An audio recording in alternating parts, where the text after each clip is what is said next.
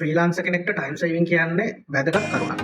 ඉතින් මම ඔයාලට අද පෙන්නන්නම් මම ටයිම් සේව් කරගන්න පාවිච්චි කරන ටූල්ස් ටික. පාවිච්චි කරන්නේ මෙන්න මේ ටූල් එක. මේකේ නම ලගෝන් කියලා කියන්නේ. මේකේ අපිට ගොඩක් versions පාවිච්චි කරන්න පුළුවන්. මම පෙන්නන්නම් එක. මේ තියෙන එතකොට PHP වලට දිවත් PHP versions මෙතන තුනක් තියෙනවා. 7.4, 8.3, 8.4.